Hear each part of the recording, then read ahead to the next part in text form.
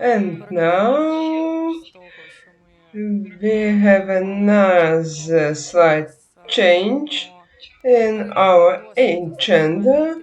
So now we're about to talk about the experience of using TRiM here in Ukraine among military and civilians.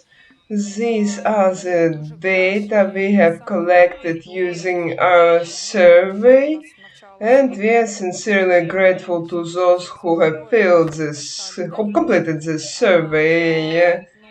So over 500 people have already completed our training, but amidst the war, it's quite difficult to survey all students because training is not always equal to use. Sometimes we may not use what we have learned. Sometimes people are just using this knowledge in different ways. It's absolutely normal for any method, for any psychological technique. And now I kindly invite Tetiana. Tetiana is also a member of certified TRiM trainer team.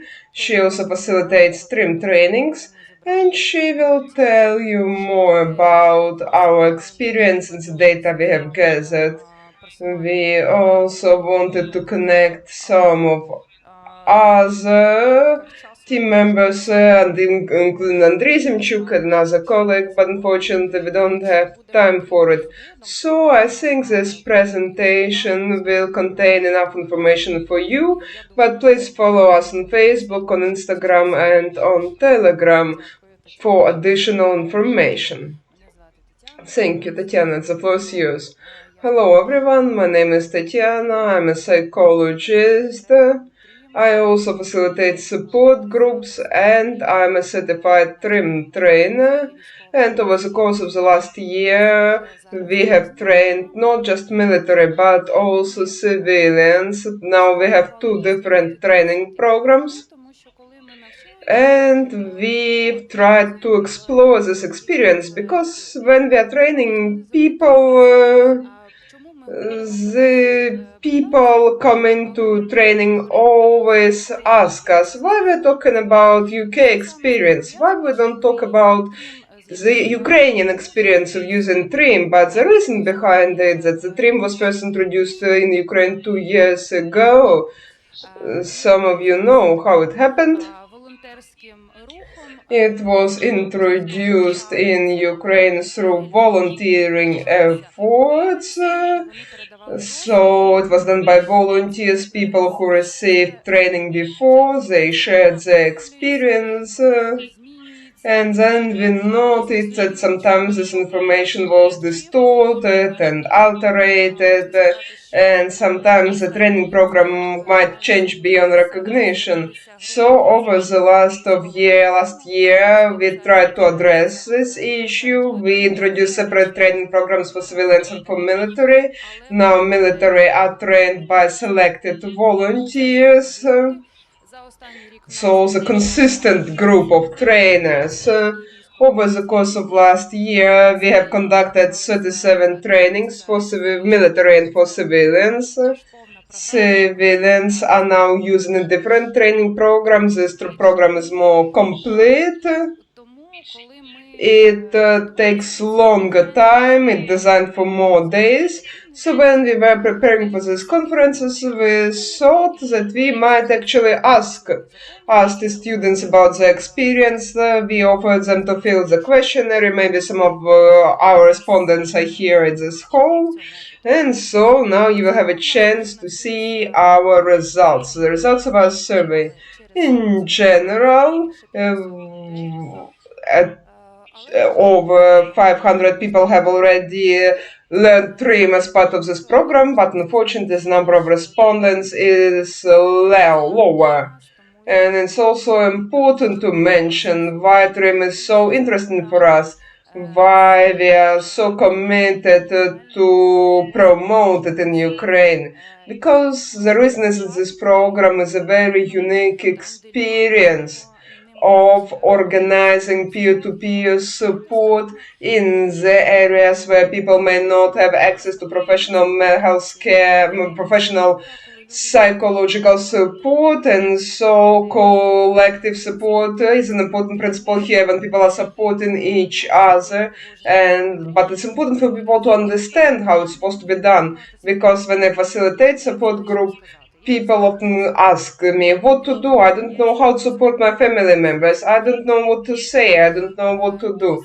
So here TRiM is a very important tool which is accessible in such settings, and it's early intervention. So if something happens, those who learn TRiM know it. We keep talking about it. TRiM is about risk management. It's about identifying a risk to assess how a person is going to process this potentially traumatic event, including potential traumatic events happening in civilian life.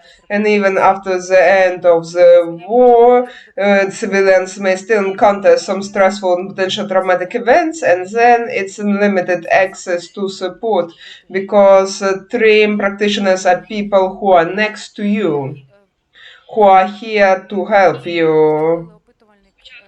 And we have divided the survey into two parts. One part for military and second part for civilians, because of course this experience is going to be very different. And so let's talk about benefits of using TRiM in military. Reduction of post-traumatic stress disorder morbidity rates, because TRiM helps to early identify risks and refer people. Improved morale, because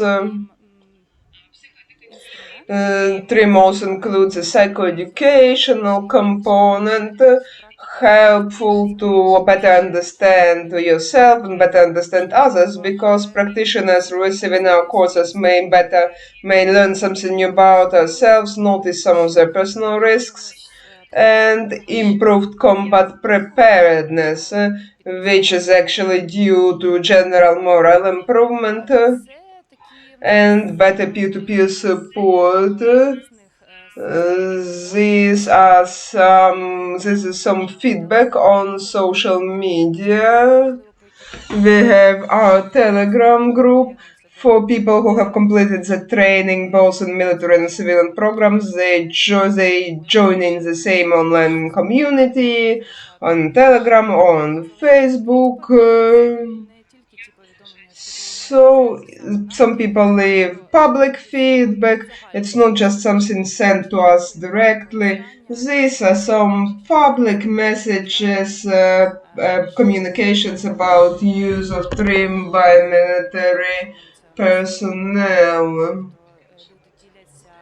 These are a few more feedbacks. People are sharing their experience, and most of them claim that TRiM is indeed efficient. It's immediately effective. The effect is obvious. It's easy to assess a person's conditions, and even the TRiM interview is efficient to improve the person's conditions, because this chance to talk sometimes is very helpful after traumatic incidents. Well, in general, military indeed note that after combat operations and losses, this program is helpful to better recover and resume the service.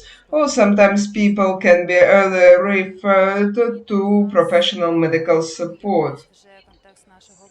Here we have some information about the context of our survey. We had a question about the purpose of using TRiM in military units. These are some responses. You can see them on this slide. These are responses by the respondents of our survey. Our survey was filled by 40 military servicemen. I will tell you a bit later about who they were. So Here they describe cases when they usually decide to use TRiM. Normally it's used after personnel rotation to assess their mental health conditions instead of debrief during decompression, measures after leaving the active combat zone, or after some potentially traumatic events. After information received in course of training, TRiM is used in communications with military personnel. I'm sorry. It's a bit confusing. It works, it's efficient. Yes, I'm just reading the response. So people will respond to these interviews, they understand what to do, it's efficient, they receive support, and their condition improves. And some of other usage cases when it's impossible to split military personnel into battalions, so it's useful to screen their mental health condition.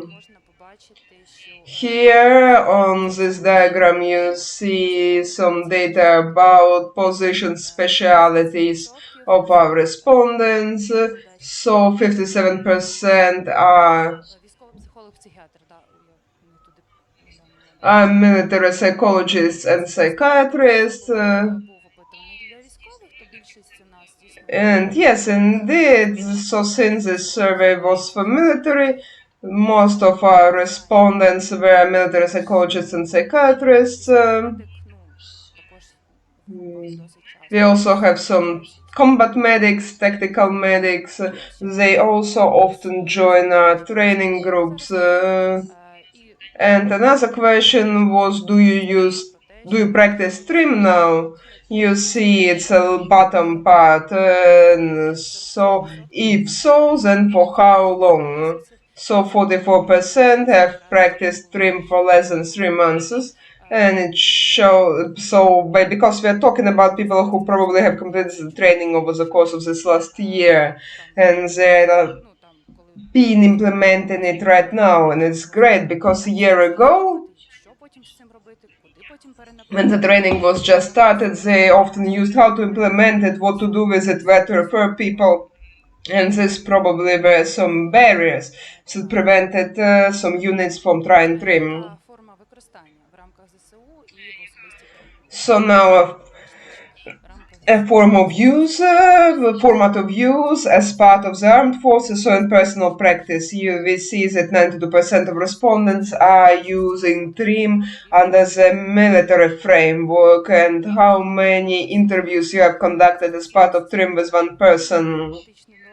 Those who have completed TRiM course know that this is the whole system of response, and it's recommended to conduct 2 interviews. The first interview after 72 hours, after where the acute stress response, initial acute stress response is supposed to decrease.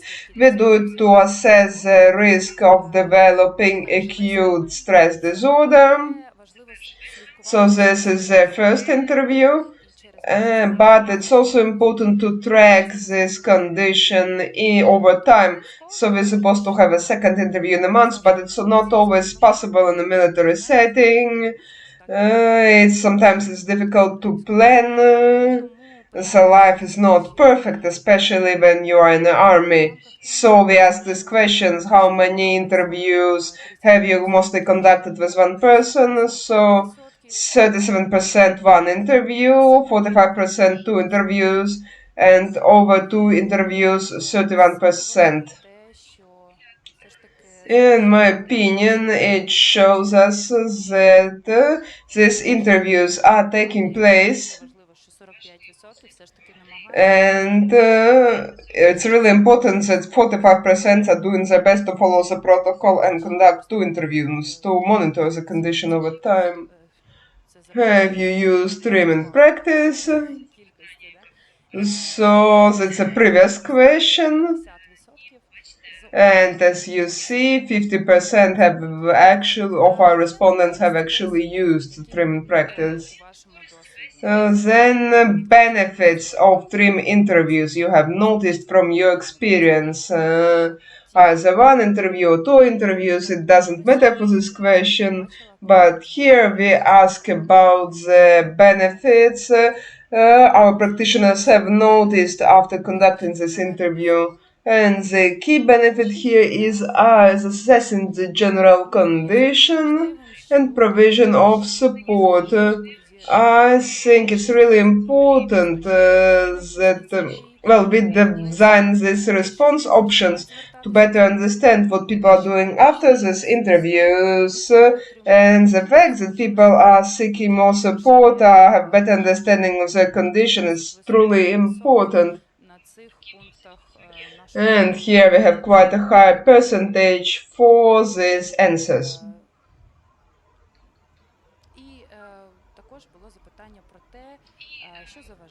Here we also asked our respondents about challenges and barriers in using TRiM. Some mentioned individual personal qualities. These individual and personal qualities may actually affect the course of interview. Some people may not be willing to open up, may not be contactful, some may not be willing to share, some may not trust the confidentiality, some may be afraid of confidentiality breaches. Some may be afraid of this information somehow affecting their future career, future military promotions.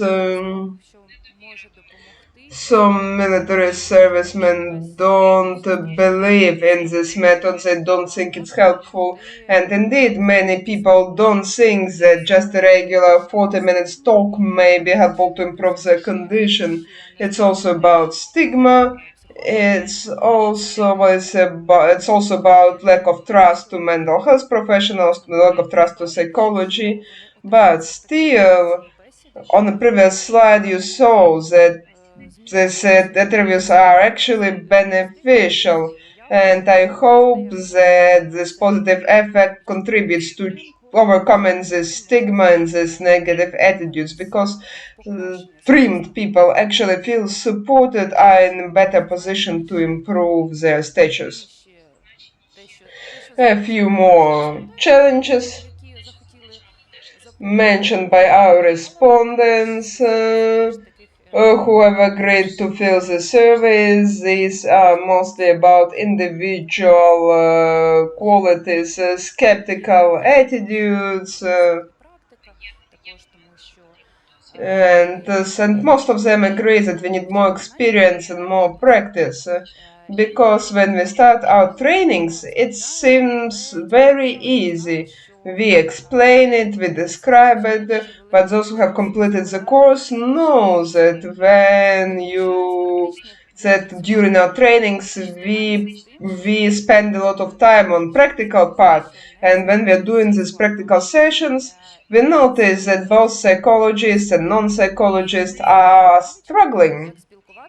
And this experience also requires communication skills. You need to remember the structure. You need to remember the questions, what to ask, how to get response, what do you need to do, what you shouldn't do. So when we do theory part, it's so clear, but when we do practical part, a lot of questions often arise.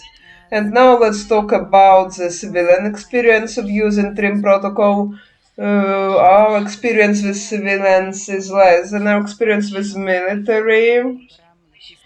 Approximately 6 months, I think. If we talk about purely civilian psychologists focusing working with civilian population. So here our experience is slightly different.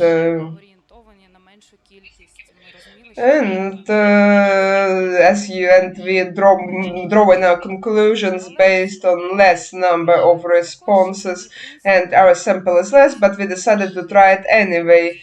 Key TRiM principles are very similar to those seen in military: collective support at institutions that have implemented TRiM as a system not as some isolated practitioner, not as something done by isolated practitioners, but as a response system, because it's one active psychologist, corporate psychologist willing to learn is not enough, because if you have only one practitioner, it's very difficult to organize referrals, to organize response, to build communications with management, to reduce workload for TRiM people who may need some time for themselves, to recover the resources, as Daria mentioned in her burnout presentation. So here we definitely need some chain of communication, and if an institution has only one practitioner, sometimes it can be difficult to deal with it. Once again, early intervention and limited access to support. So here we're talking about an implemented system when it's implemented, when it's supported by the organizational leadership.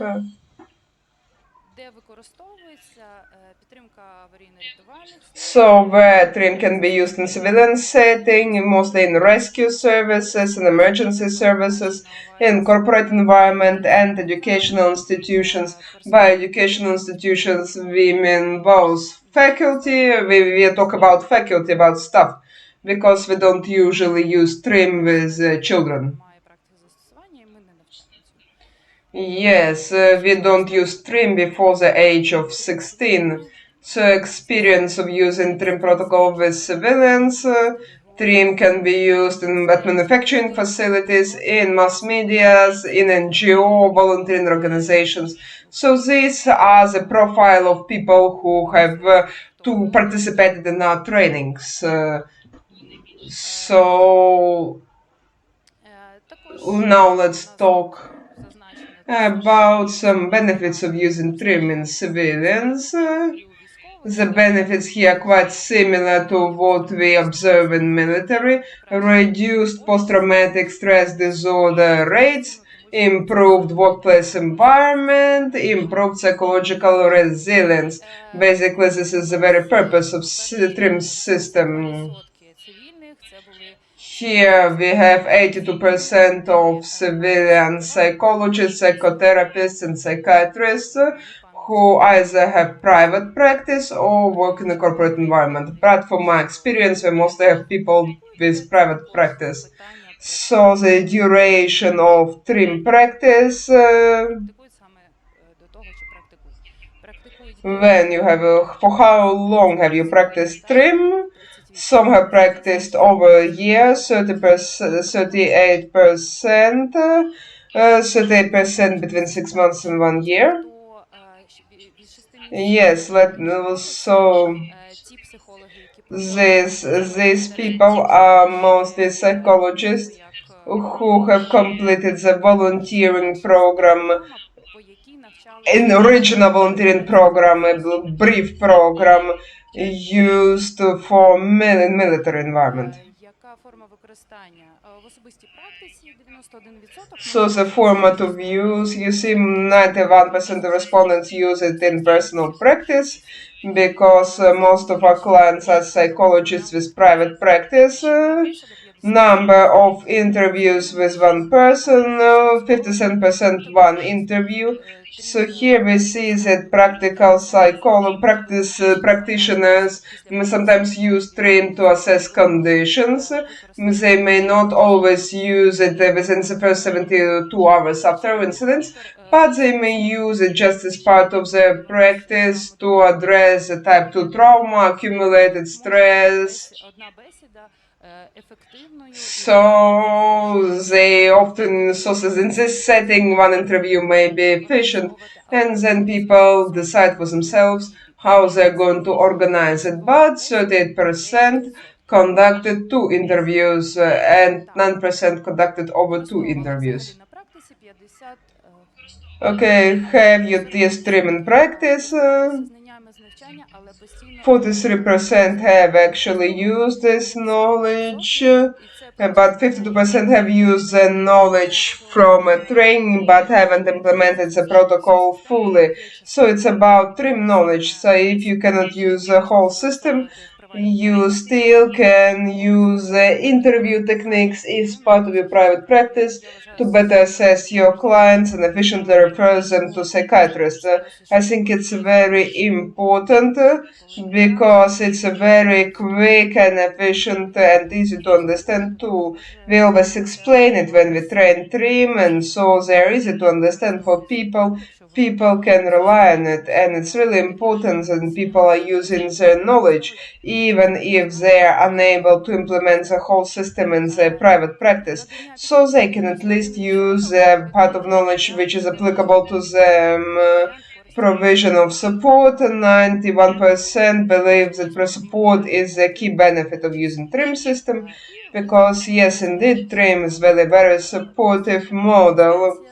And assessment of general conditions, psychoeducation, normalizing symptoms, also quite a high percentage. We see that the responses here are quite similar to what we have seen in military.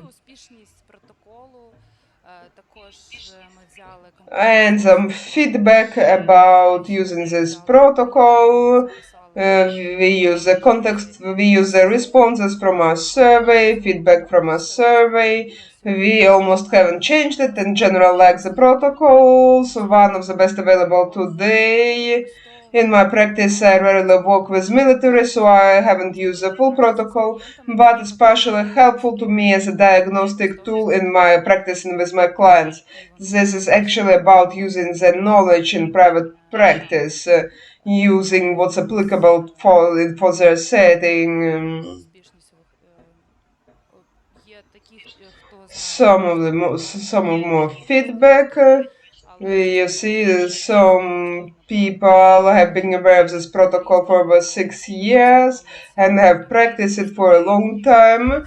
So people get familiar with TRiM in different ways. Use of the protocol in a private practice has helped me to quickly identify the key issue of my clients and address the consequences of traumatic crisis events. So some psychologists, some professionals are using TRiM not just for screening and early identification purpose, but in order to identify a specific event which is underlying cause of symptoms. Challenges and barriers. Here, the challenges and barriers are similar. People are not always open to contact, some are unwilling to answer questions. Some don't believe in the model's efficiency. Well, it's very similar to what we see in military. People are people, and sometimes they are distrustful. And we also believe that it's important to talk about mistakes that may happen when using this protocol. And actually, these mistakes may affect a person's willingness to talk, the level of trust, and the general performance. Some of these common mistakes you see on the slide. Here it's important to highlight that, in my opinion, we normally talk about these mistakes during our trainings. We try to highlight them, and it's important to properly ask questions, because those who have completed our course know that here it's really important not to treat people, not to do therapy, to build this interaction in a slightly different way. And but still remember that if you go deep into some emotions and feelings, it may be a bit dangerous, and people can get triggered and re-traumatized. So you not try to convince people that it's not their fault. Sometimes people are using it, don't use it without proper training. It's a often concern. Sometimes people try to use TRiM because they have heard about it somewhere, or they've just found the list of questions somewhere and they're just using it. Don't use this protocol as a usual inventory or questionnaire. Well, formal questions, formal responses. it provokes distrust. If you just reading this question from a sheet of paper, you need an interview, you need communication, you need rapport and support, and it's actually a purpose of TRiM to support people struggling with challenging circumstances. Don't force anyone to go through the interview. It's very important to avoid this pressure by commanders or by managers. No, you must complete the interview. We must assess you. It's definitely detrimental to rapport. So these are some of the challenges faced by some of our respondents. And we also must never force practitioners and managers to receive training and use TRiM. It's very important to make sure that practitioners are the people who are actually willing to help and learn TRiM. It's really important for them to make this decision independently, not to coerce them to receive training, because otherwise we risk burnout, we risk poor quality support for their peers, and the performance will be definitely subpar. It doesn't make sense. And when we have a chance to talk about it, we normally highlight it to managers. When you select people, we always say during manager training, when we select people for practitioner training, always select people willing to do it, people who believe it to be valuable, people who want to improve their communication skills to support their team or their military unit. So it's important to focus on this selection. Managers saw this, I've just mentioned it, fail to observe the structure. It's another very critical mistake.